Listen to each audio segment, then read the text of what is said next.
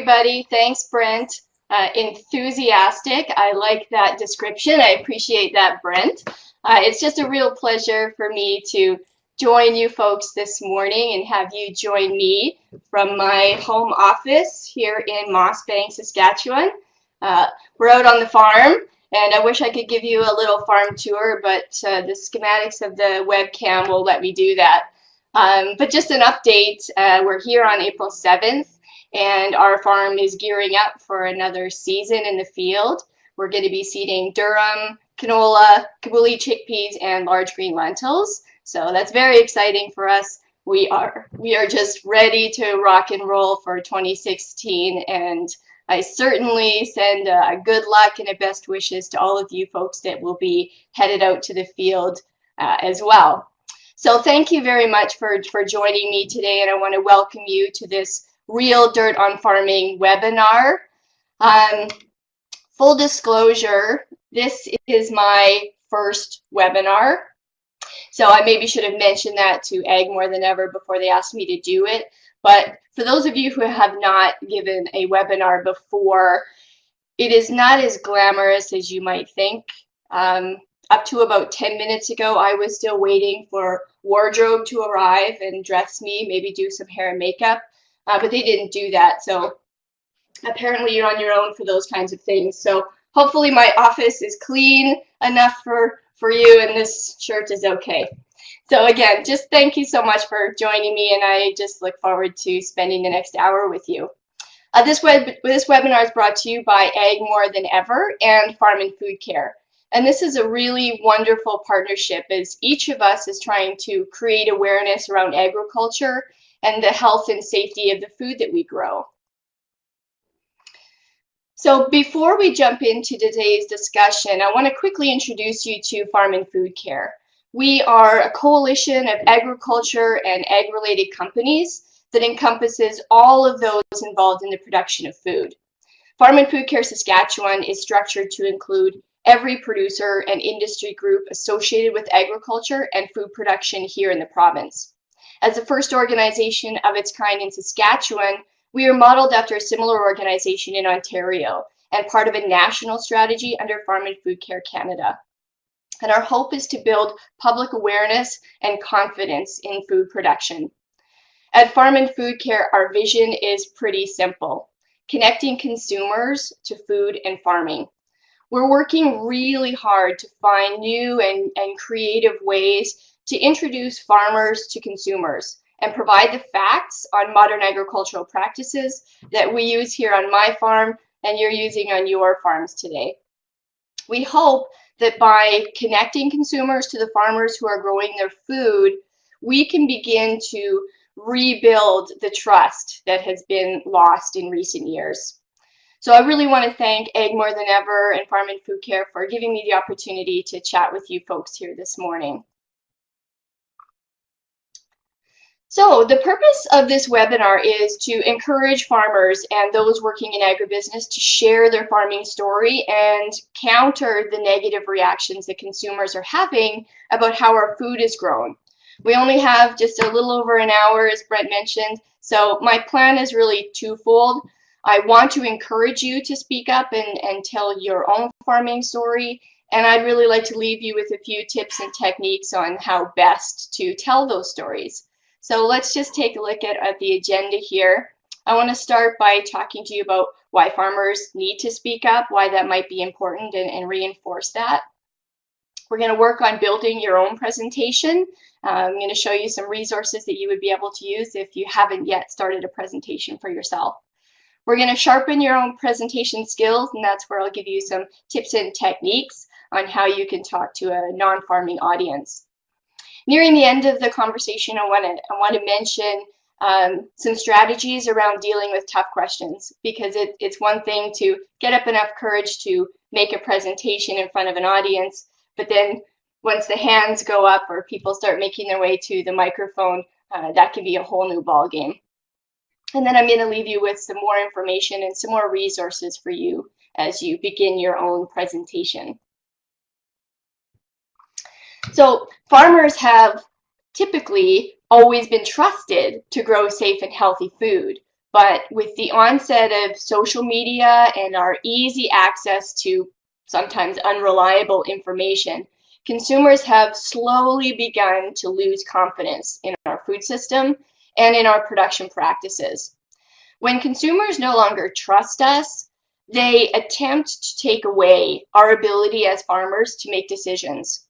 They start asking for, and in some cases demanding, legislation and regulation and other rules and requirements that don't always provide for a safer and healthier food production system at the end of the day. So we really want to be involved in that kind of conversation. I really believe that agriculture today is on the defense. And when horror stories hit the media, like we often see, agriculture is forced to react to those. I hope that with more encouragement, more training sessions, more webinars like these, that we might begin to be a little bit more proactive in our approach as a whole industry. Agriculture has gone through tremendous technological change.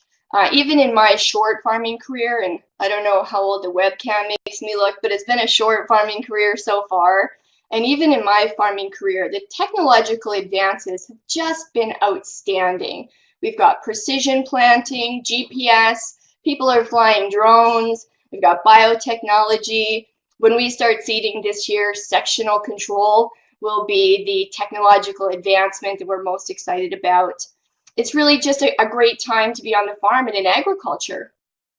However, we are battling with the age of information. Folks have information at their fingertips. It's really easy to ask a question and have Google pop up 10 or 12 or 1,200 different answers to that question. And it's a good thing to have access to information if you are good at telling your story. And typically, farmers haven't been very good at telling our story.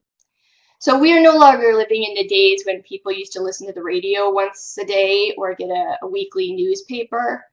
They have quick access to information, and we as farmers need to make ourselves available, both online, like situations like this and in various other aspects of social media, but also in person to tell our story. Preparation, confidence, and control. These are three things that are going to help you to tell your story, things that have really helped me. Preparation allows you to organize your thoughts and deal with challenging situations. Preparation also allows you to take advantage of many positive opportunities for you to tell your story and essentially help shape the views of agriculture. When you prepare, you gain confidence, which is necessary when you want to share how proud you are to be farming. Preparation and confidence together will give you the ability to control that environment. So whether you are at a podium in front of hundreds of people in a live audience, or maybe you're answering tough questions in an interview with media, or you just want to sit down on an airplane next to somebody and they ask you what you do for a living. Having been prepared for those kinds of conversations will give you the confidence that you need to engage in that. So I want to introduce to you the idea of going out to speak to the public about your experience as a farmer and as someone in the agriculture industry. So believe it or not, people genuinely want to hear from farmers. They want to hear your life story, why it is you became a farmer, what it is that you do on a daily basis. Some of you might be familiar with the hashtag Farm365. And that was, a friend, Andrew Campbell, who decided, I believe it was a New Year's resolution, that he would post something on Twitter every day that he was on the farm. And people went crazy for this idea. They really wanted to know what a farmer was doing 365 days of the year. Now, there's not a lot of industries that would happen. You're not likely going to see a hashtag dentistry 365. That's no offense to the dentists of the world, but people are really excited about farming and about food. So you have a great story to tell and people want to hear it. I've listed here some examples of places where you might think about presenting your story. So there's volunteer organizations like the Rotary Club, the Lions Club, Kiwanis, the Kinsmen and Connect clubs. They often have monthly meetings. And if they have monthly meetings, they're often going to have a guest speaker at those meetings. Same goes for your municipal councils, a university campus. I'm not just talking about going to the agriculture department to give this presentation, but how about thinking outside the box, like the Department of Nursing, Healthcare, Nutrition, all kinds of other departments on a university campus that are consumers and that might be interested in your topic. The chambers of commerce and financial institutions. I personally have given a number of presentations to financial institutions. Guess who's interested in agriculture today? The banks and the credit unions and the financial institutions that will be lending money to farmers like me. And there's a good chance that your ag lender or the lenders above them don't have a real strong background in agriculture. So it would be to your best interest to give a presentation on what's happening in modern agriculture today. Agribition is another example, and farm shows in general offer opportunities to meet and mingle with a lot of urban people who may be coming to the show just to check it out and see if it's good. So I want you to think about what your story is, and I want to encourage you to think about it in two different parts. You have your own personal story that is authentic to you. Each one of us as farmers has their own story. Me, for example, even though I grew up on a farm in Mossbank, I had no intention of being a farmer. It was the very last thing on the list. If you knew me as a high school student, you'd know there wasn't a guidance counselor around that would have encouraged me to come back to the farm. It wasn't in my plan, and it somehow brought me back here, and I'm enjoying life with my husband, and we're raising 2 daughters here on the farm. And that's an integral part of my story. You might be very different. You might be one of those really lucky people who always knew what you wanted to be when you grew up, and being a farmer was it for you. So think about what your story is. Are you a 3rd, 4th, maybe 5th generation farmer and have a story about your family and the deep roots that you might have on the land that you're growing food on? Think about that personal story for you and how you might want to tell that story in your own unique way. The second part of telling your story in a presentation form is the content. And I want to encourage you, some shameless plugging, to pick up a copy of The Real Dirt on Farming, which is a publication brought to you by Farm and Food Care. And this publication answers questions from Canadians about what they want to know more about when it comes to food and agriculture. So if you haven't seen a copy of this already, I don't know where you've been. We've actually just really begun in the last year to make the distribution, and you can contact any Farm and Food Care office to get a copy of yours. It's also available through a lot of the Saskatchewan Ag Ministry regional offices. So if you would like a copy of this, we will get one to you. And I encourage you to read it and use a lot of the content in the publication when you're building your presentation. And of course, we'd like you to pass on a copy of this to consumers, because the idea is that we want more consumers to read this publication to help answer some of the questions. It would be a lofty goal for each one of us as farmers to talk to every Canadian. So if we can help answer their questions by putting out a publication, then that's a good way to do it. So here are some presentation topics, either that we've been asked to speak about or that have come up in conversations with consumers. Topics like corporate farming. You know, there's a myth that's out there that the corporate farms are taking over Canadian agriculture. You'll find after reading the publication that 97% of the farms here in Canada are still family owned and operated. So there's ways for you to address those kinds of myths when you read the publication and through your presentations. We also encourage you to talk about other fun topics like technology on the farm, maybe mentioning some of the GPS equipment that you have or what have you. Chicken cages. Man, is there ever a lot of discussion happening today around chickens? how they are being raised, free range and free run. You can't go to the grocery store and not be confused a little bit about the categories of egg selection. So if you have chickens as part of your agricultural background, that could be a whole presentation topic alone. Biotechnology is a fun topic that consumers are really interested in hearing more about.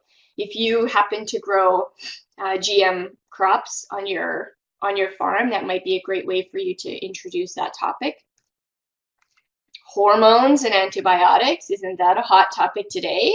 Thank you, A&W, for that myth.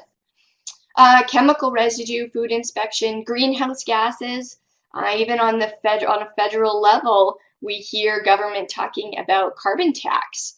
And if more farmers could be talking about what we're doing in terms of greenhouse gas emissions and carbon sequestration, that would be a really good story to tell, because consumers are going to start paying attention to the term carbon, and we are playing a great role. We have a great story to tell.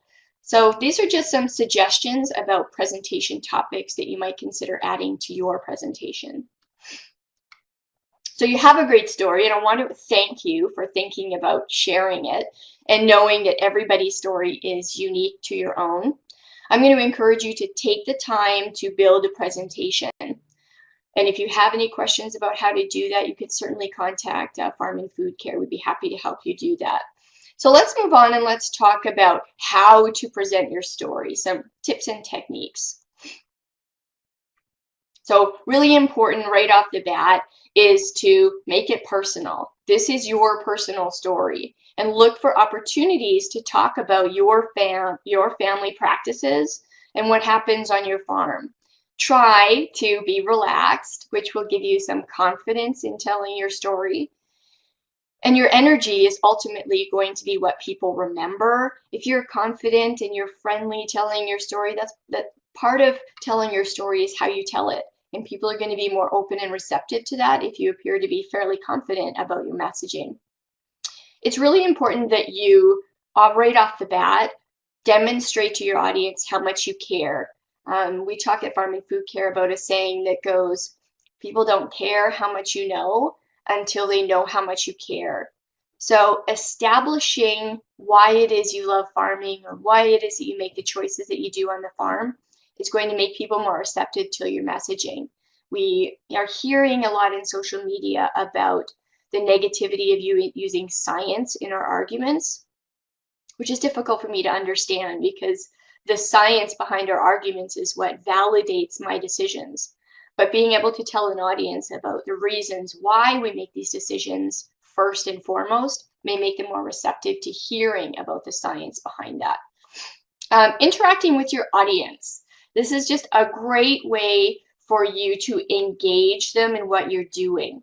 I often suggest bringing props to your presentation, and that might look like bringing small samples of a lot of the grains that you grow.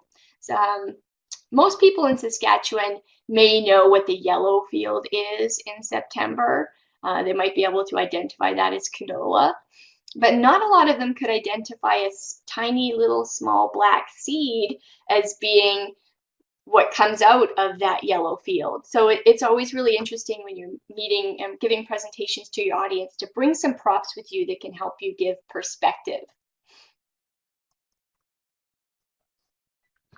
Okay, pace. This is pretty important. It's not a race when you're giving your presentation. Talking too fast can make it difficult for those people that are taking notes, or those people that are just there to really learn about what you're saying. On the opposite of that, too slow can quite frankly put your audience to sleep. So finding the right pace will allow people to digest your message. Maintaining eye contact. It's difficult for me to talk about that when I'm on a webcam and I can't even look and gain eye contact from my audience.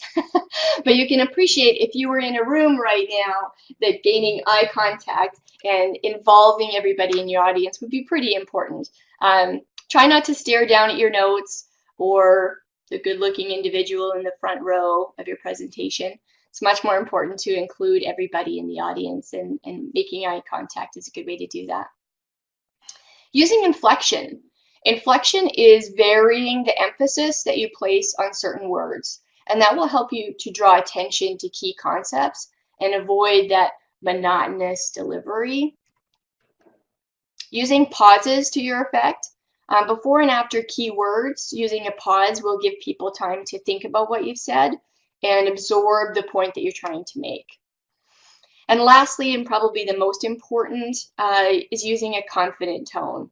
It's really important, and it's communicated through a relaxed and measured speaking style and a friendly tone. It's important to try not to be too aggressive when you're delivering your message. Speaking from personal experience, this is one I have to work on because I get pretty fired up when I'm telling my story, especially if it comes down to a point where I'm trying to counteract the negativity. Passionate is a word often used to describe my presentations. That probably means that I'm being a bit aggressive and a bit forward. But it really can come across as defensive, which isn't necessary and it's not helpful. So working on that confident tone will benefit your audience. Tone and attitude. Remember that the majority of the people that are in your audience are genuinely interested in your lifestyle as a farmer. And even though their questions can seem borderline ridiculous at times, they simply want to know more about what you do and why you do it. So having the appropriate tone and the appropriate attitude going into it is going to make you more approachable and make your audience a little more open to hearing what you have to say. So I would suggest that you focus on projecting a message that you are modest, that you are reasonable and open to discussion, that you're relaxed and friendly. You really are just there to tell your own personal story, and that you're confident. And the opposite of spectrum is trying to stay away from being smug or arrogant. There's often a fine line between confidence and the appearance of arrogance. So I do encourage you to work on that aspect. There's no need to be hostile or defensive. Typically, if you are the presenter, people are there to hear what you have to say, and it won't help you to be on the defense.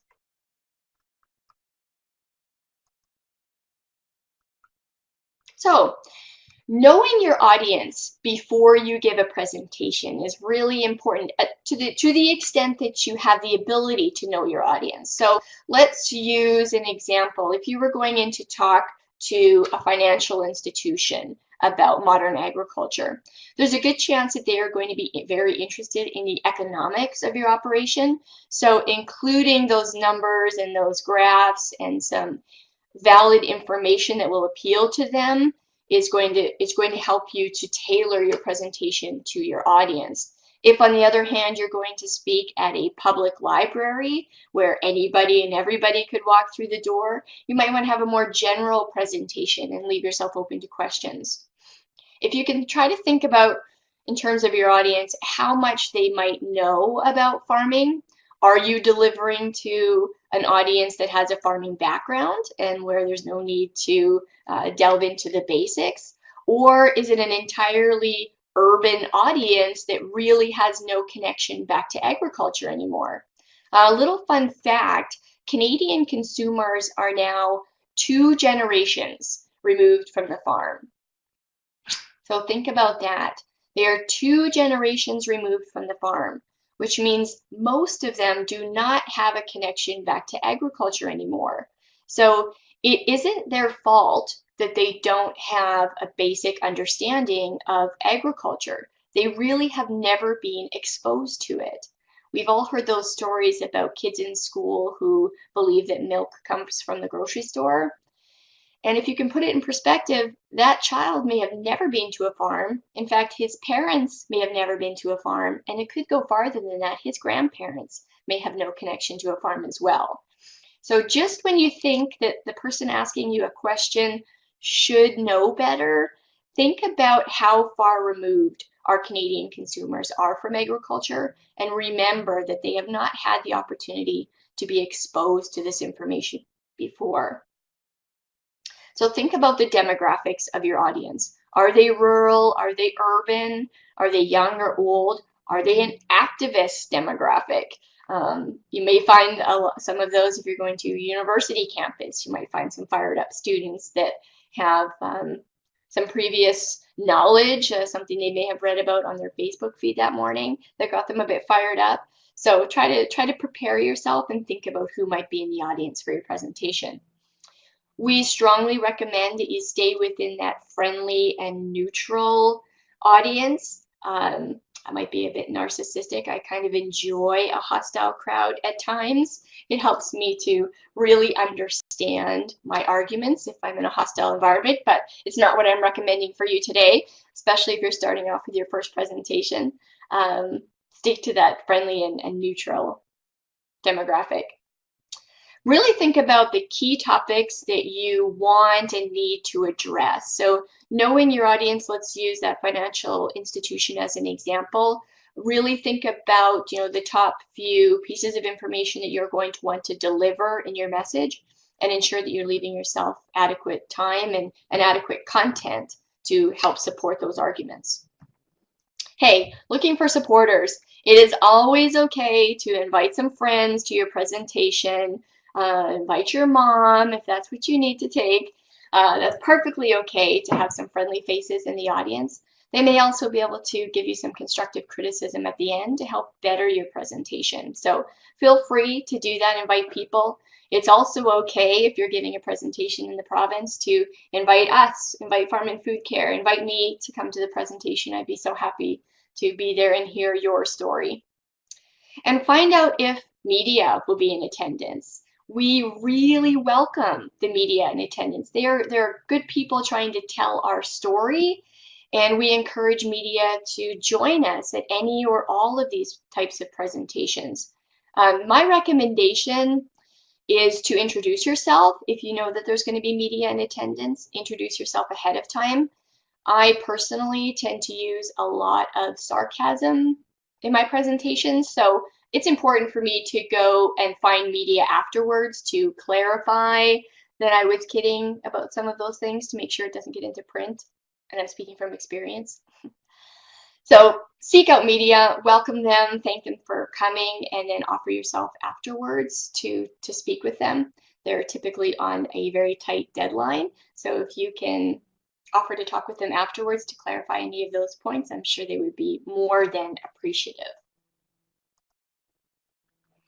Connecting with your audience. Boy, those of us in the industry are so guilty of using farm talk, that farm lingo that people who are not in the industry simply do not understand. I've listed some examples here.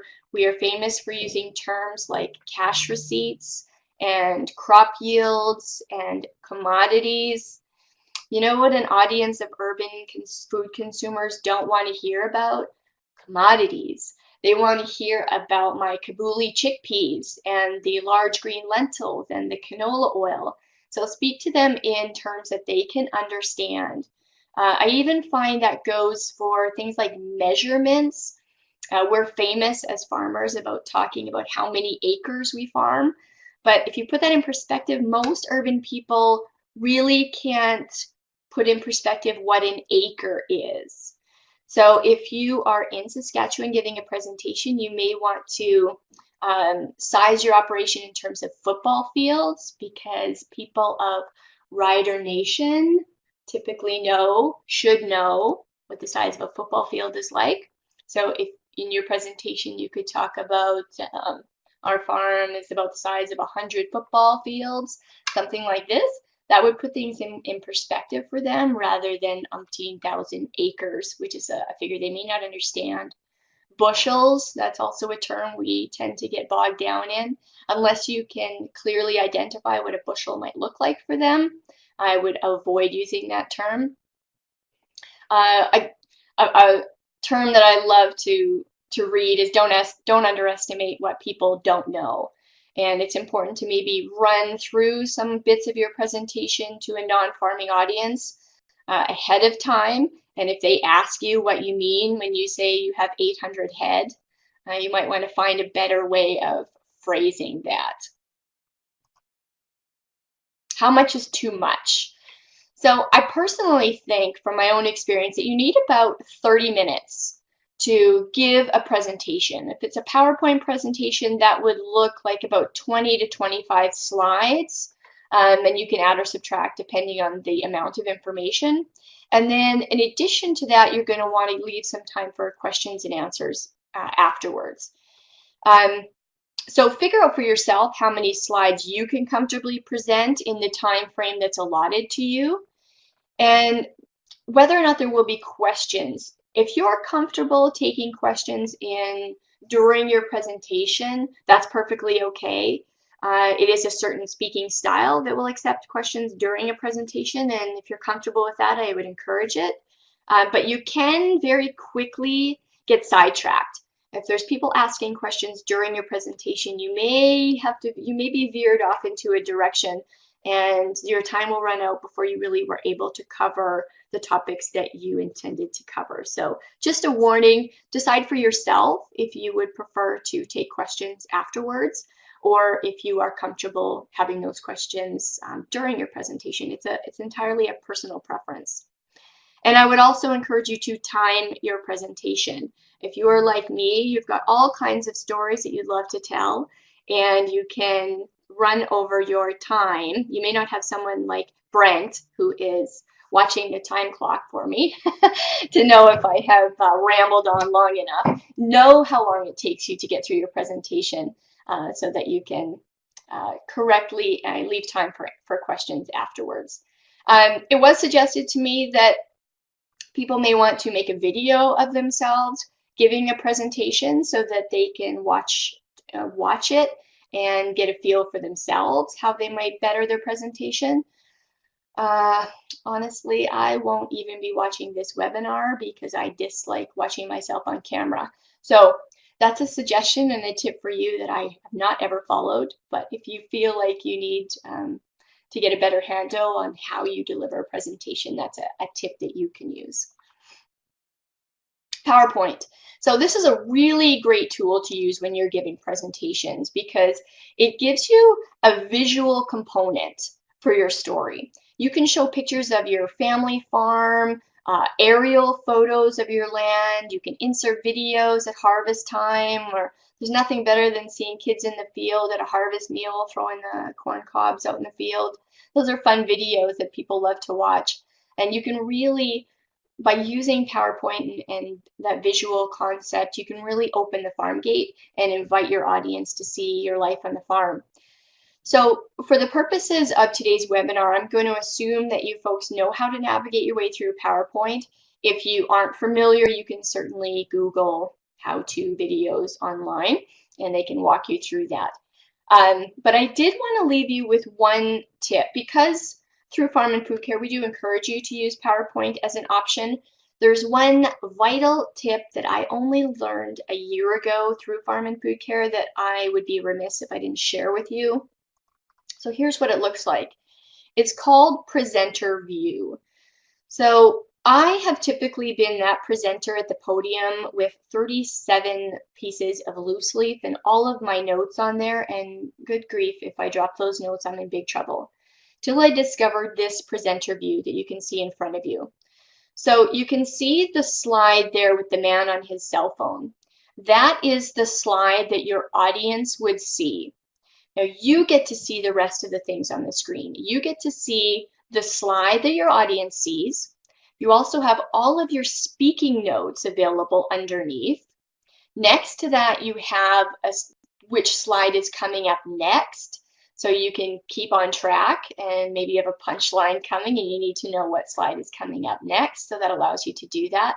Also in the top corner, it tells you how long you have been presenting for. So again, that avoids the person in the back giving you the wrap it up sign because you'll know exactly how long you've been on the podium. And it also gives you a clock so you know the time that's elapsed and what time it is. So this is presenter view, and it's very easy to find and it does not require much. If you go into your PowerPoint presentation, into the PowerPoint program, and you click on slideshow, right underneath slideshow, there's a little box that you can check that says presenter view. And folks, it is just that easy. So the laptop that you have in front of you shows you this picture, the slides that everybody else sees, along with all of your other well put together, organized information. So that's just a tip that I wanted to leave with you today because it has been instrumental in helping me give presentations. Okay, we're nearing down to the end of our webinar, and I really wanted to touch on this. Answering tough questions is so difficult and getting more so all the time, and I can't send you out there to give a presentation without trying to prepare you for the questions that are going to come afterwards. So here, just for discussion purposes, are some questions that I have been asked, some questions that friends of mine have been asked. I'll just read some out. Farmers use so much pesticide and fertilizer. Are we polluting the environment to grow our food? Why is my beef full of hormones? Right? That's a pretty hot button topic right now. I don't believe biotechnology is safe. Why do you grow GMOs? Why can't everyone farm organically? People have told me, Cherilyn, I would like you so much better if you were an organic farmer. So if it hasn't happened to you yet, it very well could. And we all hear these stories in the news about how factory farms mistreat animals. Should I become a vegan?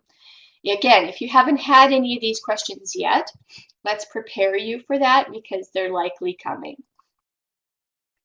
So when answering tough questions, really important to keep cool. Try not to take this personally. I know you've just delivered a presentation from a very personal, authentic place, and now you have to answer questions, and I'm telling you to not take it personally. But it is difficult because you aren't only answering questions on behalf of your farm. Oftentimes people will ask you questions that are happening within the industry. So take a deep breath and keep cool. Again, it's always important to be friendly, which will help you to remain in control. People may just decide they're going to get up on a soapbox and try to disarm you. So you can be prepared for that, and just trying to be friendly will help you do that. Stick to what you know. Folks, from my personal experience, I believe that it is always okay to say, I don't know the answer to that question, right? This industry is so diverse, and we cannot be expected to be experts in all areas of agriculture. I do encourage you to get a good understanding of other aspects of agriculture that you're not involved in. On our operation, the only livestock that we have out here are my 2 daughters and a couple dogs, but they're self-sufficient. But it was really important to me to get a better understanding of the livestock industry because people were asking me questions about that. I've actually lost track of how many times someone has told me I'm the first farmer they've ever met.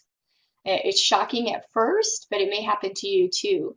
And when someone tells me I'm the first farmer they've ever met and they proceed to ask me questions about agriculture, I feel an obligation to have a better understanding of the issues around me.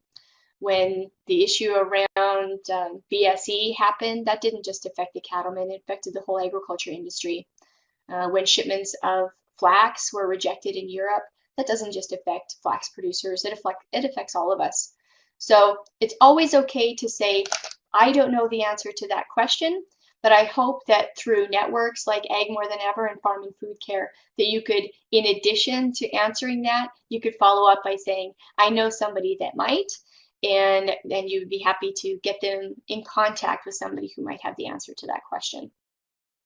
Offering to talk more after the session, always okay. You might get a great question of which it takes longer than 30 seconds to answer it, and you just really want to continue that conversation.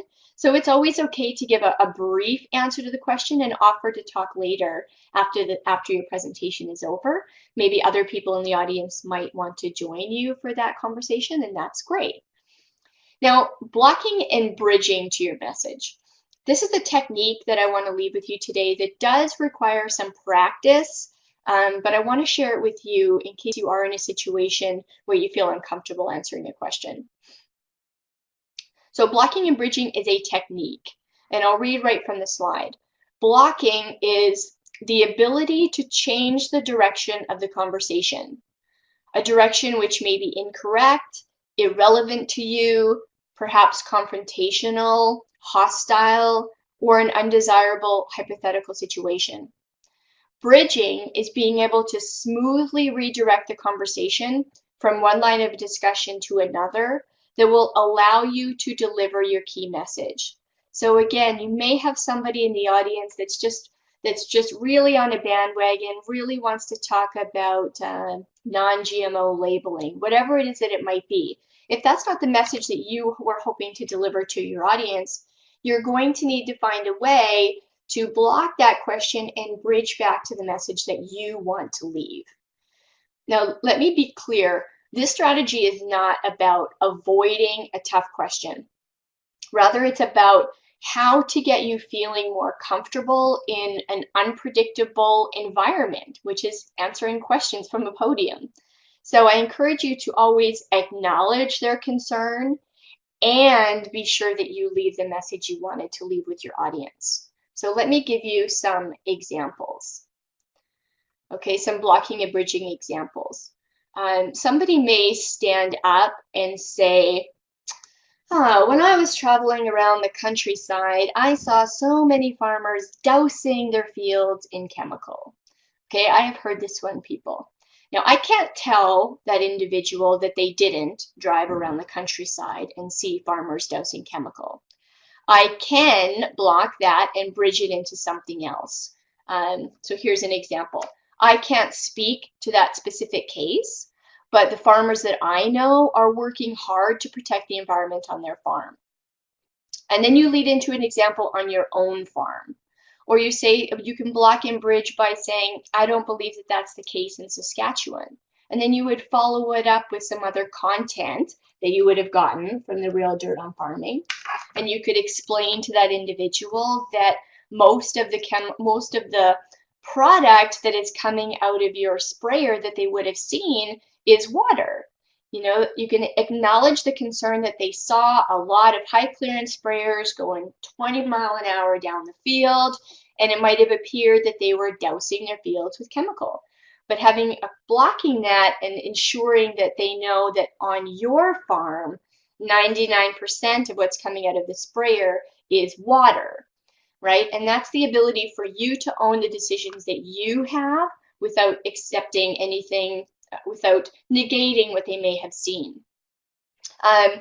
Someone may try to cite a story that they've read on their Facebook feed, or information that might not be trustworthy or simply you're not familiar with. And rather than dismiss it, I'd like you to acknowledge it and offer another perspective, okay? So again, you can use that same blocking and bridging example. I can't speak to that specific case, or I can't speak to that specific story that you read on your Facebook feed this morning, but on our farm, here's how things look. And it would be very hard for someone to counter a story that came from your own decision making. So being able to block and bridge back to your own farm operation and your own experience is a really good way for you to try to manage and control those tough questions. So folks, I can't stress enough how important it is to prepare yourself. Earlier on in the presentation, I talked about preparation, confidence, and control. So I encourage everybody to take some time to really think about the tough questions that you could be asked ahead of time, and then actually write down those tough questions. Only when you acknowledge it as a concern will you take the time to answer it. What is your toughest question? And once you have a list of your toughest questions, try to answer them. Practice answering them. I hope that publications like the Real Dirt on Farming could be a resource for you to find some of those answers. You can also email us at Farm and Food Care, and we would be happy to help you answer those tough questions. But the more prepared you are to answer the question, the more confidence you will gain, right? The more practice you have answering a question, the more confidence you will gain. You might even find, believe it or not, that once you are ready with a good answer to a tough question, that you can't wait for someone to ask you that tough question. And that was the case for me, really. I'm that person that sits down next to somebody else on the airplane and says, I'm a farmer and I use pesticides and I grow GM canola. You want to talk? I'm just waiting for that tough question because I feel like I'm comfortable enough with the answer and I've gained the confidence because I've prepared for that question. So that's a tip for you. Okay, just lastly, as we're wrapping up, getting back to the idea that you could go out and give these kinds of presentations about your farm to a non-farming audience. I'd like to encourage you to get your own speak up opportunities, we call them. Think about who you might want to reach. Who's the audience that you might want to talk to? Is it a business community? Is it other parents? Boy, we are inundated as parents with discussions about what we are feeding our kids these days. So that may be an audience you wanted to reach out to. We talked about financial advisors, politicians, one of my personal favorite audiences. They really are people of influence. And I like nothing more than just sitting down with politicians who are attempting to make policy changes to the industry and ensuring that our message is getting across. So there's a suggestion. Bloggers, there's a new term out there called mommy bloggers. And this group of moms and parents are genuinely having influence when it comes to the purchasing power of food and consumers. So you may want to consider that as an option too. Find out where they gather in your community and offering yourself as a speaker. So here's some suggestions about how you might approach that. Step one would be to identify the organization or group that you want to approach, and you might have a personal contact that you can utilize. Step two would be to contact the organizer, whether that's an email, a cold call, sending a letter with a stamp. I don't know who does that anymore, but it's an option for you. And customize your letter. You might want to send out several different letters to different organizations offering yourself as a speaker. We would love for you to include a copy of The Real Dirt on Farming. It is also available, as mentioned in the slide there. There's a hard copy. It's available in hard copy, but you can also get the full PDF version online if that's easier and more accessible for you. And then give some contact information for yourself so that they can reach you. Step three is after you've booked a presentation, we would love for you to let us know that you've done that. Not because we want to babysit you or monitor what you're trying to do. We want to be a support system for you, and we want to be able to encourage you and help you in any way. And if we can get copies of The Real Dirt on Farming to you so that you can hand them out to your audience, that would be another way for us to get this message across. So office@farmingfoodcaresask.org is our email address. You can also reach me on Twitter. Let us know that you're giving a presentation so that we can be of help to you. So you're invited to come and join me this fall. I'll be hosting some more Real Dirt on Farming training sessions this fall. A lot of the tips and techniques that we discussed today will be repeated, and I will actually be going through to help you build your own presentation. And through Farm and Food Care, we give you copies of pre-made presentations that would help you to do that. So here I am at Cherilyn Nagel, and use the hashtag RealDirt if you like. Our email address is there. And I just really want to thank each and every one of you for joining me today. And I'm really looking forward to some of your tough questions. I'm prepared for them. So Brent, I will turn it back over to you. And I look forward to hearing any of the questions that you might have about tips and techniques of giving a presentation. Thanks, Cherilyn. Appreciate it very much. And as somebody who has done this several times, this is a great opportunity for people to fire in some questions, and we've certainly got some time for some more to be entered into that question box. But there's a couple that have arrived here already. One of them is how do you avoid getting sort of derailed in the middle? If you're dealing with a questions as the presentation goes on, and and somebody comes at you pretty hard with a Monsanto or a Roundup or a GMO question that's, they aren't simple to work through. What are what are your sort of block deflect techniques when you're right in the throes of a presentation? Yeah, this is a great question, and it's very relevant. This has happened to me many, many times. My personal strategy is to kill them with kindness. Even when I feel like the motivation behind the question might be to, like you said, derail me or get me unhinged, I really do like to reflect a very friendly tone. I like to say things like, "Oh, I really appreciate your enthusiasm. It sounds like you've done some research on this topic, and I'm really happy to address that concern. If you don't mind, I would like to finish my presentation so I make sure that I give the information I promised I would, and then you and I can spend some time afterwards discussing that particular concern that you have."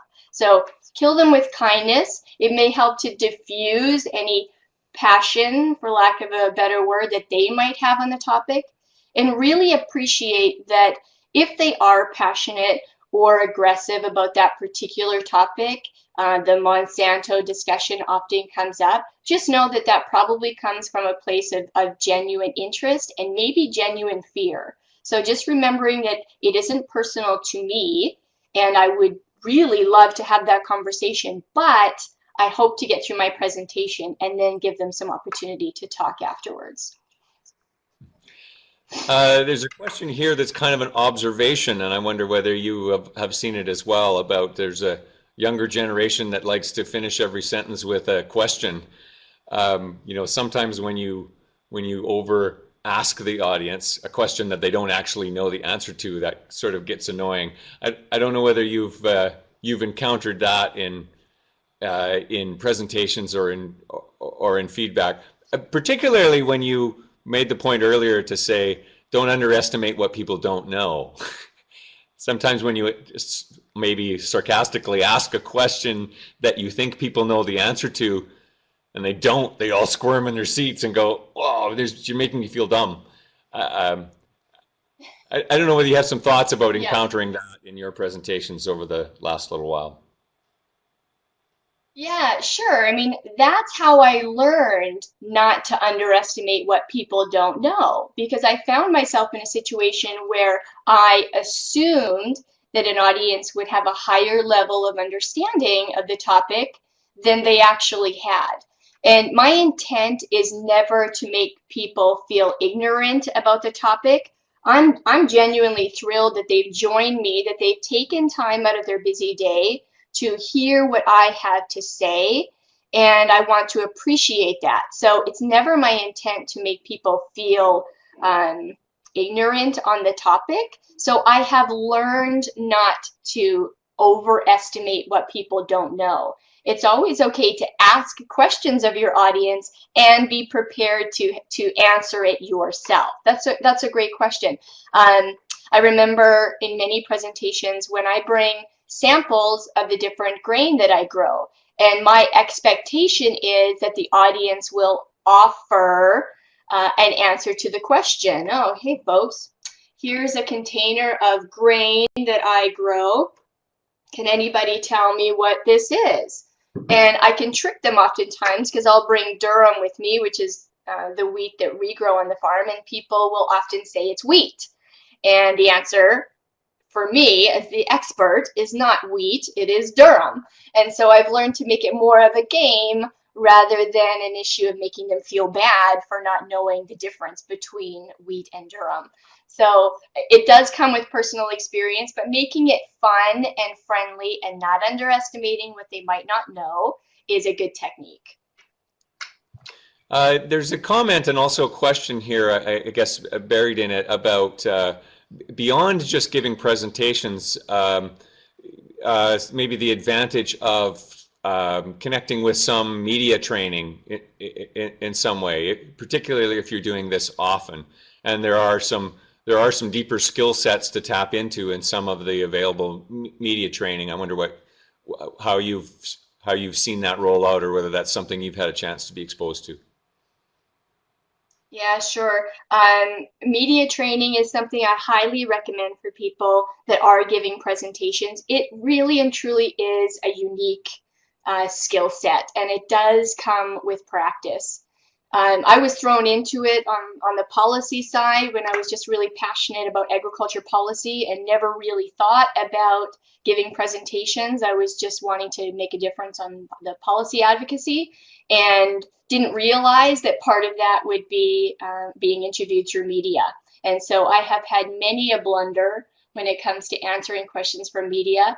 And I highly recommend that people do take some media training. Even if your intention is not to talk to media, you might find yourself in that situation. And it's important because, like it or not, you are representing the industry. And so when the camera is on you and the story is being told, we can use the best representation that's out there. And if you can help us do that, it's much needed. I should note that through Farm and Food Care, we do offer media training sessions.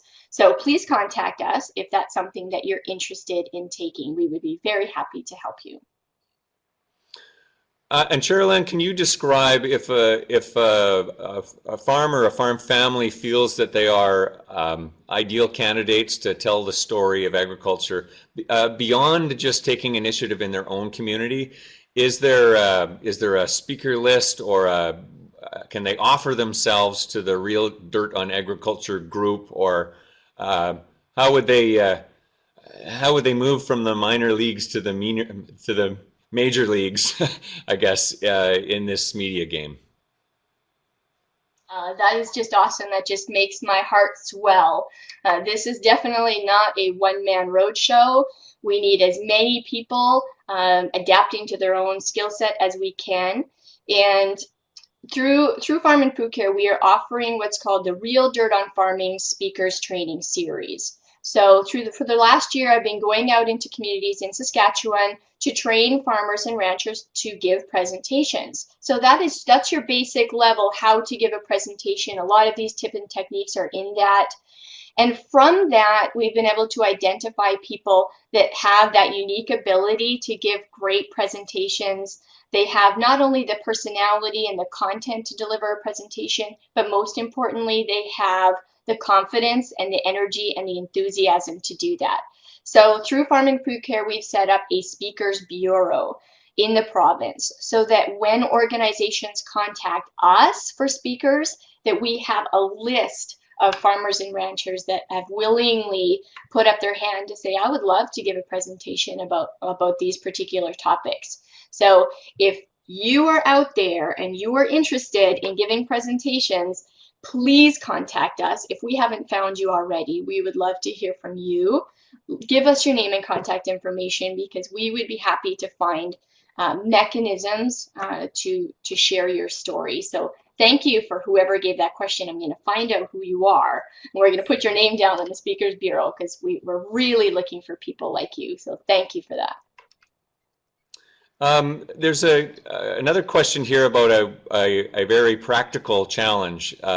If somebody comes up in question period time and jumps in with an entire list of, well, what about the environment and GMO and carbon and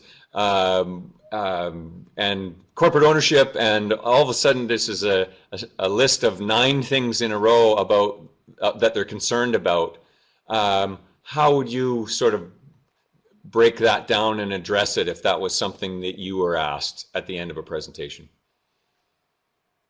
You know, I would love if that happened to me, because that would tell me that that individual is really concerned about the food production. And I used to be maybe a tad bit annoyed by some of the information that was out there, the misinformation, the myths about agriculture. And now I welcome it, because I realize that it isn't consumers' fault that they don't have the right information. And it's our responsibility as farmers and agribusiness professionals in this industry to start sharing the message. So if somebody was to bombard me with 9 different topics all in one, they would be my favorite person in the room. I'm not that interested in talking with people who are complacent about what's happening. I'm interested in talking to people who have questions, because we have a good story. We have such a great industry. We are doing tremendous things. I make bold statements like our farm is now the most environmentally friendly it has ever been, ever. And I'm comfortable having that conversation with people. If somebody has 9 concerns about the industry, boy, I really want to make some time to answer those questions. I hope I would give them some new resources that they could look at. There's so many online resources that have popped up in the last couple of years as people engage in this conversation. I would want to share with them all sorts of resources like that. If their questions were pertaining to areas of the industry that weren't my area of expertise, I would be so happy to give them contact information for other individuals.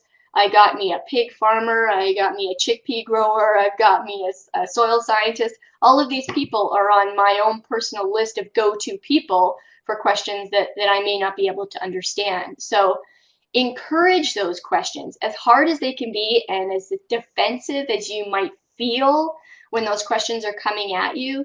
Look at it from a place of pride. We as an industry have great answers to these questions, and we haven't done a very good job being proactive and telling that message ahead of time, which is why we're in the situation we are in today, where the consumers are not trusting us. Give them a reason to trust you as a resource. If you can take the time to answer their questions, that is going to gain you the trust you need.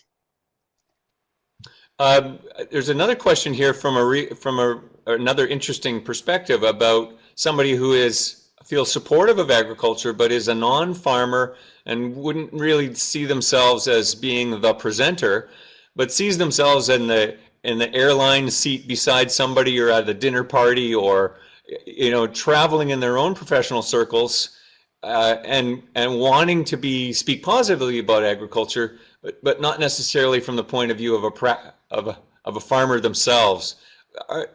Is the Real Dirt on Agriculture give them some kind of resource to that, or do you have some thoughts about how important their role is in this broader conversation? Yeah, this is wonderful, Brent. I so appreciate that. The Real Dirt on Farming does give you content for those conversations. We need all kinds of cheerleaders for agriculture. And I'm not under any illusion that everybody who's joined me today in the webinar is an expert on agriculture or feels like they're an expert in their own story.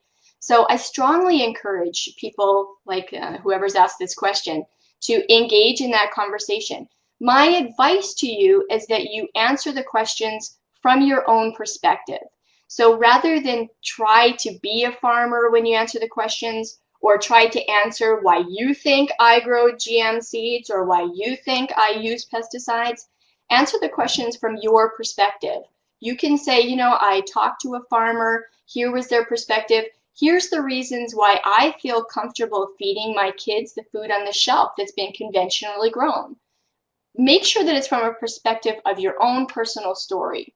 I know a farmer, I use some resources. One time I took a webinar that answered some really great questions for me, and share that information with whoever it is you're having a conversation with. I wouldn't ever suggest that you try to give a presentation if it isn't your area of expertise or you're not within the industry. But man, I'm so grateful that you're willing to spread a positive message around agriculture. We definitely need that. So thank you for that. And if we can help you in any way, if you have questions, you can let us know as a general consumer, and we'd be happy to help you do that. Thank you for being a cheerleader for agriculture. Cherilyn, you talked about different audiences and know your audience. There probably is an audience out there that is that's not as techno savvy as the new generation of farmer is. And actually, some of this discussion about how exciting it is to have drones and guidance systems and those kinds of things actually frightens them a little bit, because that's a part of the world that they're not keeping up with. How do you sort of mix that message or move it a little bit differently to the people who actually still do put stamps on envelopes? Yeah, really. Okay, this is such a valid conversation. I have to appreciate that as excited as I am about the technological advancements, those Canadians that are 2 generations removed from the farm still have a very romantic ideal of what is happening on the farm. And they can be very nostalgic about how they would like their food grown.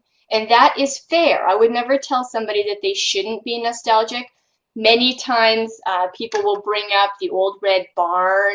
Oh, they just love to go home to Aunt Muriel's on the farm and see the red barn, and it's such a shame that the red barn isn't there anymore. In those situations, I like to give them some perspective from their own environment. I would give an example. I have given this example in the past where I ask people about their first car. Can you recall the first car that you ever drove? Mine was a station wagon, and I get very nostalgic when I think about that station wagon. It was my very first car.